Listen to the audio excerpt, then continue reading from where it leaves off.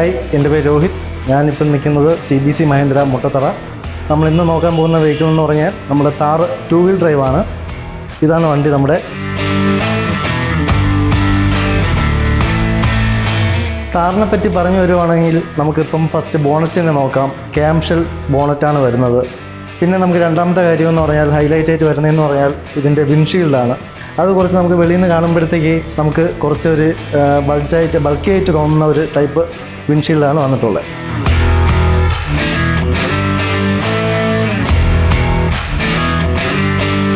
പിന്നെ നമുക്ക് ഹെഡ് ലാമ്പിനെ പറ്റി പറയുകയാണെന്നുണ്ടെങ്കിൽ ക്ലാസിക് റൗണ്ടഡ് ഷേപ്പ് ഹെഡ് ലാമ്പാണ് വരുന്നത് കാറിന്. അതിൻ്റെ കൂടെ തന്നെ ഒരു DRL ലൈറ്റ് പോർഷനും കൂടെ വരുന്നുണ്ട്.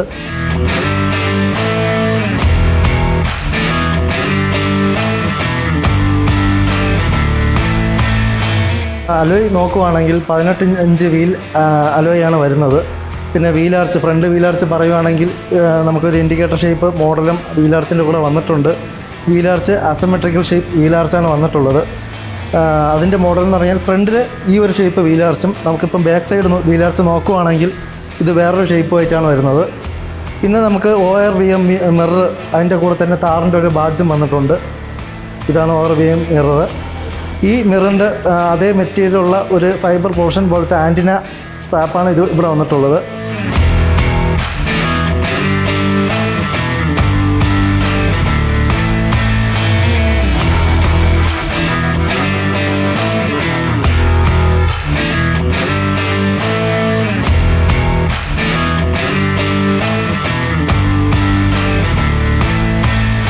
നമുക്കിപ്പം മിററിനെ പറ്റി പറയുകയാണെങ്കിൽ ചങ്കി ORVM മിററാണ് വരുന്നത്. വിത്ത് അതിൻ്റെ താർ ബാഡ്ജും വരുന്നുണ്ട്.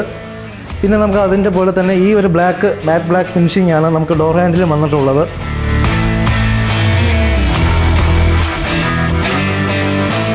നമ്മളിപ്പം റിയർ സൈഡ് ആണ് വന്നിട്ടുള്ളത്. താറിൻ്റെ ബാക്ക് ഓപ്പൺ ചെയ്യുന്നത്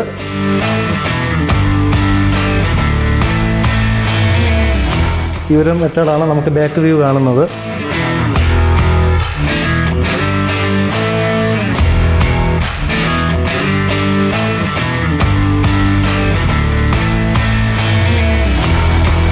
പിന്നെ നമുക്ക് ടെയിൽ ലാമ്പ് പറയുവാണെങ്കിൽ തന്നെ LED ടെയിൽ ലാമ്പാണ് വന്നിട്ടുള്ളത്. വിത്ത് താറിൻ്റെ ഒരു ഇതും ബാഡ്ജും കൊടുത്തിട്ടുണ്ട്. പിന്നെ നമുക്ക് സ്പെയർ വീലിനെ പറ്റി പറയാനാണെന്നുണ്ടെങ്കിൽ സ്പെയർ വീലും നോർമൽ വീലിനെ പോലെ തന്നെ 18 ഇഞ്ച് അലോയ് ആണ് വന്നിട്ടുള്ളത്.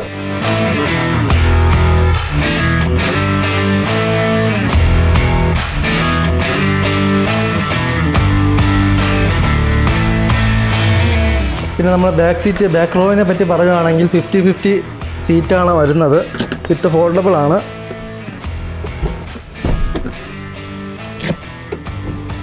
ഈ ഒരു സ്പേസ് ആയിരിക്കും അത് നമ്മൾ ഡൗൺ ചെയ്ത് കഴിഞ്ഞാൽ നമുക്ക് കിട്ടുന്നത്.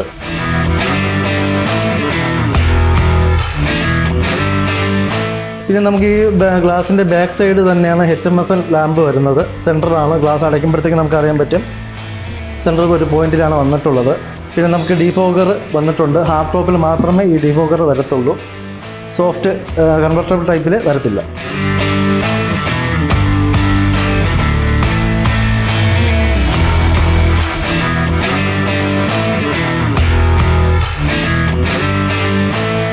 ടു വീൽ ഡ്രൈവിൻ്റെ ഒരു മോഡൽ നമുക്ക് പെട്ടെന്ന് പുറത്ത് നിന്ന് ഐഡൻറ്റിഫൈ ചെയ്യാനായിട്ട് ഇവിടെ ഒരു ബാഡ്ജ് ഉണ്ട്. RWD എന്ന് പറഞ്ഞ റിയൽ വീൽ ഡ്രൈവ് എന്ന് പറഞ്ഞിട്ടൊരു ബാഡ്ജ് ഇവിടെ കൊടുത്തിട്ടുണ്ട്. ഒരു സിൽവർ പ്ലസ് റെഡ് ഒരു കളറിലാണ് അത് അവർ ഡിസൈൻ ചെയ്തിട്ടുള്ളത് മഹീന്ദ്ര.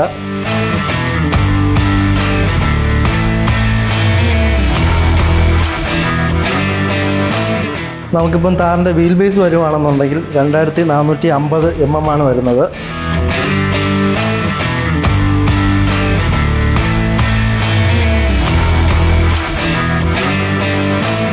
നമുക്കിപ്പം അടുത്ത ഗ്രൗണ്ട് ക്ലിയറൻസ് ആണ് നോക്കുന്നത്. അത് നോക്കുവാണെങ്കിൽ 226 ആണ്.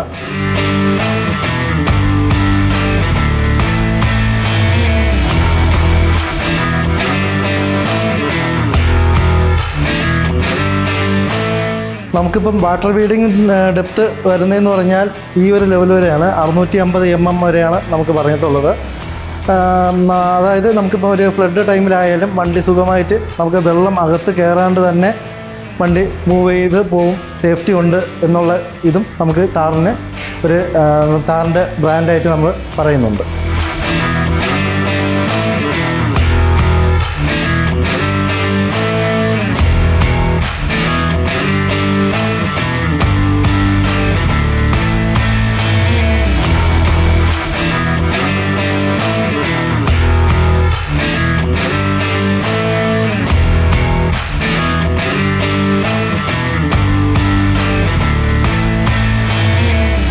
നമുക്കിപ്പം സ്റ്റിയറിങ്ങിനെ പറ്റി പറയുവാണെങ്കിൽ തന്നെ ടിൽറ്റ് ടൈപ്പ് സ്റ്റിയറിംഗ് ആണ് വരുന്നത്. അത് അഡ്ജസ്റ്റ് ചെയ്യുന്നത് നമുക്ക് സെൻട്രലായിട്ട് വരും. പിന്നെ നമുക്ക് പുതിയ ലോഗോയും മെൻഷൻ ചെയ്തിട്ടുണ്ട് സ്റ്റിയറിങ്ങിൻ്റെ സെൻട്രലായിട്ട്. ഫോൺ ബട്ടൻ്റെ ആ ഒരു ഓപ്ഷനിലാണ് കൊടുത്തിട്ടുള്ളത്.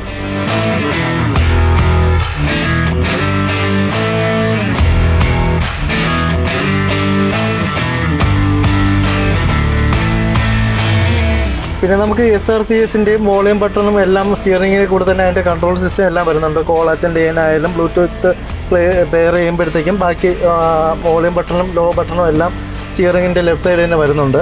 റൈറ്റ് സൈഡ് ആകുമ്പോഴത്തേക്കും ക്രൂയിസ് കൺട്രോളിൻ്റെയും വോയിസ് അസിസ്റ്റിൻ്റെയും കൺട്രോളും വരുന്നുണ്ട്. പിന്നെ നമുക്ക് ഹെഡ് ലാമ്പിൻ്റെ ആ ഒരു ഓപ്ഷനിലോട്ട് പോവുകയാണെങ്കിൽ തന്നെ എല്ലാം പഴയ മോഡൽ നോർമൽ സാധാരണ നേരത്തെ മുന്നേ ഉള്ള താറിൻ്റെ അതേ സെറ്റ് ഫീച്ചേഴ്സാണ് ആഡ് ആക്കിയിട്ടുള്ളത്. വൈപ്പറിനെ പറ്റി പറഞ്ഞാൽ നോർമലാണ്, വേറെ അതിൽ ചേഞ്ചസ് ഒന്നും വന്നിട്ടില്ല.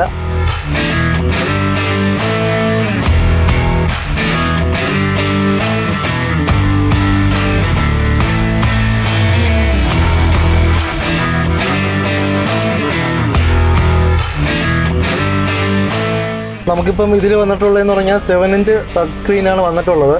അതിൻ്റെ അകത്ത് നമ്മൾ നോക്കുവാണെങ്കിൽ തന്നെ റേഡിയോ ഓപ്ഷൻ, അഡ്വഞ്ചർ ട്രിപ്പ്, നമ്മൾ ഡ്രൈവ് പോകുമ്പോഴത്തേക്കുള്ള option, Android auto, Apple CarPlay, പിന്നെ ഫോൺ പെയർ ചെയ്യുന്ന ബ്ലൂടൂത്ത് ഓപ്ഷൻസ്, പിന്നെ കാർ ഇൻഫോ സെറ്റിങ്സ്, ഇതെല്ലാം ഇതിൽ തന്നെ ആഡ് ആക്കിയിട്ടുണ്ട്. അതിൻ്റെ ബട്ടൺസ് 1 by 1 ആയിട്ടും ഇതിൽ കൊടുത്തിട്ടുണ്ട്. അതിൻ്റെ സെൻട്രലായിട്ട് നമുക്ക് ഓഫും ഓണിൻ്റെയും ബട്ടണും കൊടുത്തിട്ടുണ്ട്.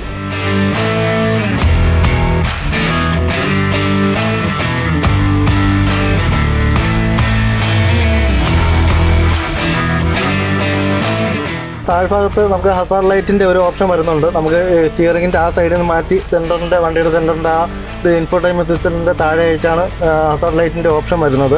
അതിൻ്റെ കൂടെ തന്നെ നമുക്ക് ഇപ്പം എയർ ബാഗിൻ്റെ ഓണാണോ ഓഫാണോ എന്നുള്ള ഓരോ ഓപ്ഷനും നമുക്ക് അറിയാൻ പറ്റുന്ന ഒരു ലൈറ്റ് ഐഡൻറ്റിഫൈ ചെയ്യാൻ പറ്റുന്ന ഒരു ഓപ്ഷനും ഇതിൽ വന്നിട്ടുണ്ട്. സീറ്റ് ബെൽറ്റിൻ്റെ ആയാലും അതിൽ മെൻഷൻ ചെയ്തിട്ടുണ്ട്. പിന്നെ ട്രാക്ഷൻ കൺട്രോളും വന്നിട്ടുണ്ട്, ഹിൽ ഡെസേർട്ട് കൺട്രോളും വന്നിട്ടുണ്ട്. പിന്നെ നമുക്ക് ഡോർ ലോക്കും അതിൻ്റെ കൂടെയാണ് വന്നിട്ടുള്ളത്.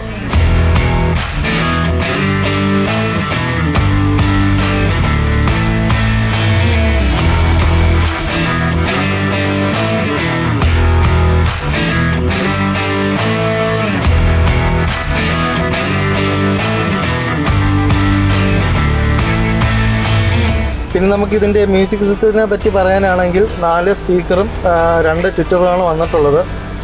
റൂഫിലാണ് അതിൻ്റെ ഓപ്ഷൻ കൊടുത്തിട്ടുള്ളത്. നിങ്ങൾക്ക് കാണുമ്പോഴത്തേക്കും അറിയാൻ പറ്റും.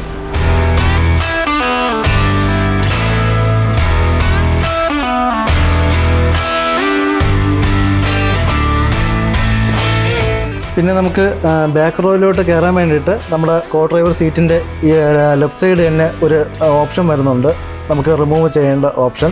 Just seat ക്ലിപ്പാണ്. അത് ജസ്റ്റ് പുള്ള് ചെയ്യുമ്പോഴത്തേക്കും ഫ്രണ്ടിലോട്ട് ആയിക്കോളും. പിന്നെ നമ്മുടെ ഈ ലിവർ പിടിച്ച് ഫ്രണ്ടിലോട്ട് ആക്കിയാൽ മതി. തിരിച്ച് റിമൂവ് ചെയ്യാനായിട്ടായാലും നമുക്ക് ഈ ക്ലിപ്പ് തന്നെ യൂസ് ചെയ്യാം.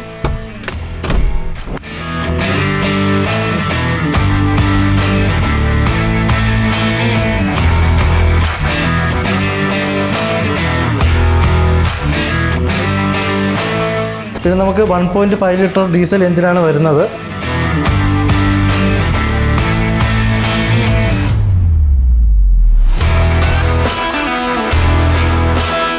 പിന്നെ നമുക്ക് 4x4 മോഡലിലാണെന്നുണ്ടെങ്കിൽ 2.2 ലിറ്റർ ഡീസൽ എഞ്ചിനും 2 ലിറ്റർ പെട്രോൾ എഞ്ചിനുമാണ് വരുന്നത്.